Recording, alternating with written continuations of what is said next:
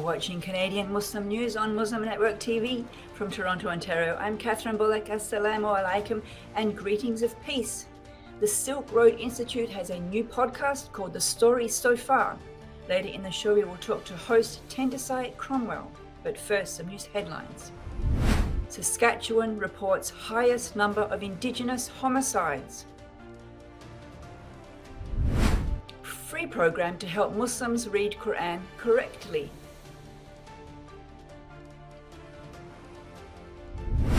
Muslim volunteers distribute winter kits on Prince Edward Island. At least 3 assailants killed in Kabul hotel attack. And now the details. According to Statistics Canada, 3 in 4 homicide victims in Saskatchewan last year were Indigenous people. The police reported for 2021 a total of 70 homicide cases. Out of these, 53 were Indigenous victims. The record number had risen by 6 from the previous year. Indigenous people make up 17% of Saskatchewan's population last year. John Hanson, a University of Saskatchewan Associate Professor of Sociology, says the numbers are a consequence of mistreatment and poverty. Statistics Canada defines people belonging to Métis, Inuit, or First Nations as Indigenous. The Islamic Supreme Council of Canada, or ISCC, has started a campaign to help Muslims read the Quran correctly. The ISCC has arranged a program that will run across the country so that Canadian Muslims can recite the Quran with correct Arabic pronunciation, called Tajweed. Qari al-Sheikh Khalid Usman al-Alawi al-Azhari will supervise the program. The free-of-charge course will run for 3 months to prepare Muslims for the upcoming Ramadan in March 2023. The course is available in 13 major cities, from St. John's in New Brunswick to British Columbia. Islamic Relief Canada volunteers are distributing for the first time winter kits on Prince Edward Island. A total of 80 kits will be distributed, each containing 17 items, including hygiene products and gift cards to local grocery stores. Aisha Gatous, the regional coordinator for Islamic Relief Canada, has set up the distribution drive. Islamic Relief aims to deliver over 4,000 winter kits across Canada. The Muslim Society of PEI is handling the distribution.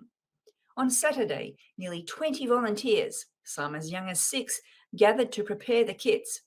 The Society's Vice President, Mohammed Lahloub, calls these acts of charity a form of worship from his community. At least 3 armed assailants were killed in an hour-long security operation after they stormed a hotel in Afghanistan's capital, Kabul, and started shooting randomly, officials reported. 2 foreign nationals, whose identity and nationality were not revealed, were also injured when they jumped off the roof in an attempt to save their lives. According to eyewitnesses, the attack was carried out on a Chinese hotel in a high-end neighborhood of the city. Many heavily armed Taliban members were seen rushing into the hotel, while explosions and gunshots were heard from time to time in the area. No group has so far claimed responsibility for the attack. And that's it for the news. Muslims are a growing segment of Canada's artistic community. The Silk Road Institute pioneered North America's first professional Muslim theatre company in 2018. A new podcast from the Silk Road Institute was launched last month. To talk to us about the show, called The Story So Far, we are joined by host Tendisai Cromwell. Assalamu alaikum and welcome to the show. Alaikum salam. Thank you for having me today. It's our pleasure. We know how busy you are. It's great to have you with us. Well, first of all, congratulations on the launch of the podcast. I think it's a really wonderful thing that we have focusing on Muslim artists. As you know, as you've been saying in your interviews, it's a very, very small but growing community. Tell us about the idea behind the podcast, how you managed to launch it. Well, Mohammed Shaheen, who founded the Silk Road Institute, has been thinking for a long time about creating a podcast that highlights the experiences and life stories, as well as challenging stereotypes that are pervasive in our society against Muslims. And he decided to create this podcast with that in mind. And we all came together, myself and the production team, to put together this podcast specifically highlighting the Canadian Canadian Muslim artists. And so, yeah, the story, the sort of the process and the focus evolved over time, but ultimately, at its core, it's about trying to understand the stories, the experiences, the life histories, the artistic process of Canadian Muslim artists. Was there a conversation around genre? We would do a podcast or we would do a YouTube channel. What were there conversations around that? Well, initially, the conversation was always going to be a podcast, but I think the larger conversation we had was whether to do a narrative podcast versus a Q&A interview style. We came into this thinking that we would follow and create a narrative about the Canadian Muslim artistic landscape. Ultimately, we decided to go with a Q&A approach, but that was more sort of it was more about the structure rather. So you said it was always meant to be a podcast. What was it about the podcast genre that was most attractive for you to match this kind of focus? I think because, well, I don't want to speak for Muhammad Shaheen, who conceived of this idea, but I can say for myself, podcasts are a very, very, very important way that you're able to reach a large audience. Right? Many people listen to podcasts at all times throughout the week, throughout the day, and we felt that there wasn't enough. I guess content about the Muslim Canadians experience in particular, and podcasts would be a fantastic way in order to get the stories out into the world. And then you mentioned the word of the title, the stories. Why is it called The Story So Far? What's the idea? Well, the idea behind the title, from my understanding, is that it was meant to sort of talk about and focus on the various contributions to the Canadian artistic landscape by Muslims so far, so far in sort of the Canadian experience, that the story, and also to indicate the story is not complete. So this is the story so far, but there's more to come. And so we're just trying to show the landscape across various genres that Muslims have been a part of and continue to be a part of, but the story never ends and it's continuing and it's evolving. It's a very nice title. I do like it for that reason. It just implies that we're here and looking forward. You're looking back when you do the interviews with your interviewees, but you're also, where are you and where are you looking forward? So it's a very good title for that point of view. Yes. You managed to start out with two stellar. I think there are 2 episodes that I've heard. 2 stellar guests, Omar Al-Akkad from the Giller Prize, What Strange Paradise for a novel. Yes. And then you had Zaka Nawaz, who is a TV star. Yes. So tell us what it was like to start out with a novel and a TV star, and the interviews you did with them.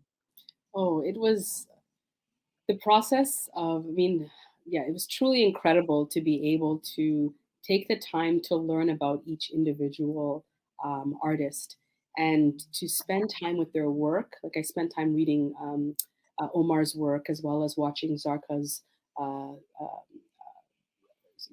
show, as well as reading her book.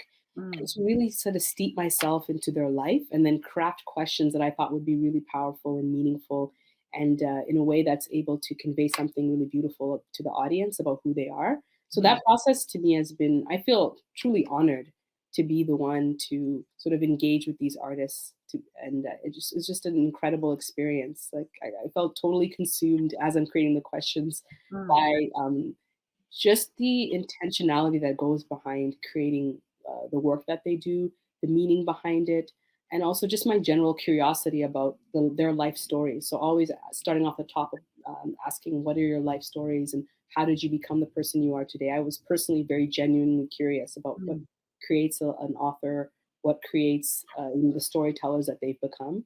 So yeah, all in all, I just feel a tremendous amount of honor that I'm able to sort of have these conversations, conversations with these artists. You mentioned earlier that there aren't very many Muslim podcasts. There aren't very many Muslims in the creative industry. As you know, that's one of the things that you're focusing on. Did those two guests comment to you anything or something like, "I'm so glad to be interviewed by a Muslim podcast"? Was there any kind of commentary around the fact that you exist from them? With other artists, there were at times sort of the conversation prior to the interview itself that they felt that this was an incredible initiative that we were doing because yes, they're rarely interviewed by people who share their faith identity. And Mm, in one case in particular, we have a guest whose interview will release in the coming months. He said that this is the best interview he had ever had in his life, and he's a celebrated actor mm, that's quite well known in the Canadian film industry and film and television industry. And so I think because there's a shared identity there and some shared life experiences, the kind of questions I'm able to ask, the kind of sort of back and forth and dialogue and the understanding is there that allows us for a kind of a deeper exploration of their work and their life and their social identities. mm. Well, congratulations. That's also a hats off to you for the preparation that you put behind interviewing them and crafting the questions. Well, the team, yes, the team came together sort of to make this happen. So I want to just shout out the Silk Road Institute production team. Every member played a critical role in this. Yeah. Well, congratulations to the team. Do you think that, okay, this is going to sound like a bit of a dumb question, but having a Muslim host on a podcast talking to Muslim authors, are you pulling out themes that wouldn't otherwise come out? Do you think, can you tell us about one maybe that has struck you? Oh, that's an excellent question because yes, well, this wasn't specific to necessarily being Muslim, but I know that when I had my interview with Omar Al Akkad, I had asked him in particular about something a theme that he explores in his writing. He writes about sort of this idea about the banality of evil, about the intersection between normalcy and evil, and that sort of permeates all of his work. Mm, And so he said that had never been asked to him before.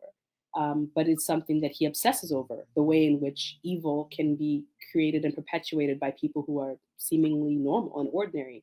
So mm, that wasn't necessarily specific to being Muslim, but I do think in other cases there were questions I had asked to guests that if there's not a shared sort of faith identity, that question may never have come up in the way that it has. mhm, Also, just maybe there's sometimes people emphasize aspects of the identity that are just you can move beyond certain questions in mm. terms of someone's ethnic or racial or religious identity that I tried to like move beyond the normal questions and go a little deeper, and Mm. I think that did happen in a lot of interviews that I had. Yeah. Well, in the interview you did with Zaka, she talks about the arts industry being a very secular space, and she's sort of unabashedly a believer. But I'm sure one has to hide one's identity a little. So perhaps with you were making those connections and bringing out that side of things that wouldn't otherwise be highlighted.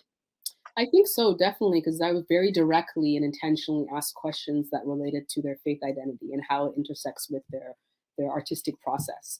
And so that kind of question probably doesn't normally come up in interviews they do out in the world, because of course they're probably navigating secular spaces for the most part. So there is a very real and very important role that like a host can play in sort of teasing out very important aspects of sort of someone's faith identity. Yeah. Well, and also just to flag the need for the podcast that the Silk Road Institute is doing. Again, we're out of time, but congratulations and thanks very much for joining us to tell us a little bit about the show. Well, thank you so much for having me, Kathy. Thank you for watching. If you like what we do, please share, like, and subscribe. Stay safe and God bless.